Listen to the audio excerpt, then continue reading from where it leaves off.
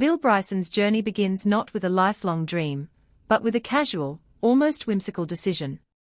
After moving to rural New Hampshire, he finds himself gazing at the ancient Appalachian Mountains and decides, more on a lark than a plan, to hike the trail that snakes along their spine.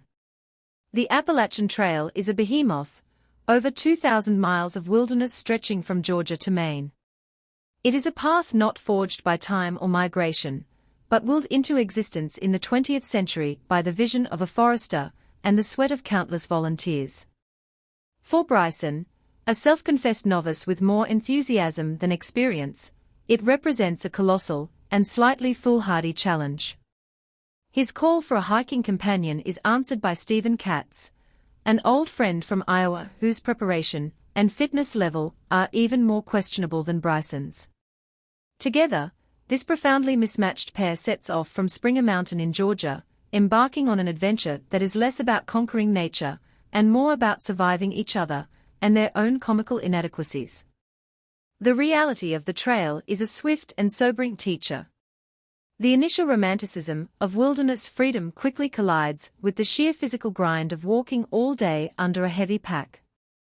Bryson's narrative masterfully contrasts the sublime beauty of the American forest with the mundane agonies of blistered feet, terrible weather, and questionable camp food. Their early days are a procession of minor humiliations and awe. They trek through the vast Chattahoochee Forest, a remnant of the colossal woodland that once blanketed the continent, and Bryson ruminates on the complicated stewardship of these lands. He details the paradoxical mission of the U.S. Forest Service, an agency charged with protection that often facilitates extraction, building thousands of miles of roads into the heart of the wild. The trail, he discovers, is not a pristine escape from modern America, but a corridor that sometimes echoes with the sounds of its industry. Weather on the Appalachian Trail is a capricious and often brutal companion. Bryson and Katz experience the deep, silent cold of a lingering winter, where the woods feel empty and asleep. This quiet is shattered in North Carolina, when a gentle snowfall escalates into a blinding blizzard on the perilous ledge of Big Butte Mountain. Their struggle across a narrow, icy path with a sheer drop is a moment of genuine peril, rendered with both tension and Bryson's characteristic wit. It is a stark lesson in the trail's indifference to human plans. This hardship makes the arrival at the Great Smoky Mountains National Park all the more rewarding. Bryson revels in describing this biotic paradise, its staggering diversity of trees, flowers, and fantastically named mussels like the purple waterback. Yet, even here, he finds a discordant note, critiquing the neglect and past mismanagement by park services that have put this incredible richness at risk.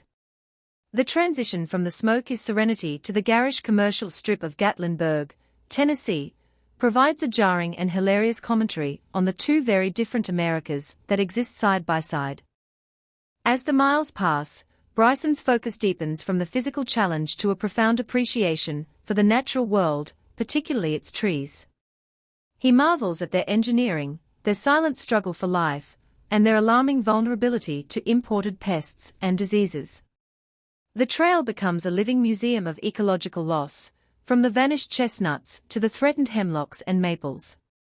This theme continues as the pair enters Shenandoah National Park in Virginia, a scenic haven accessible by car for millions, yet emblematic of a society increasingly disconnected from strenuous outdoor activity. History weaves into the landscape at places like Harper's Ferry, where the scarred beauty of the mountains holds stories of continental collisions and human conflict. Bryson reflects on the geology that created these now gentle, shrinking mountains, adding a layer of deep time to the journey. The adventure's character shifts as fatigue and reality set in. The monumental challenges of New Hampshire's unforgiving White Mountains, with their treacherous weather and leg-breaking terrain, and Maine's remote, boggy 100-mile wilderness force a reckoning. Bryson and Katz, bonded by shared misery and dwindling supplies, confront the gap between their ambition and their ability. The original dream of a through hike from end to end gracefully dissolves, replaced by a more honest and satisfying accomplishment. They had an experience. They walked a significant portion of one of the world's great trails, faced its dangers, absorbed its wonders, and emerged with a story. Bryson's account is ultimately a celebration of the journey itself, not the destination. It is a reminder that great adventures are accessible, that they begin with a single, often ill-advised step, and that their true value lies in the unexpected lessons, the camaraderie forged in adversity, and the humbling, magnificent perspective gained from walking a long, long way through the woods.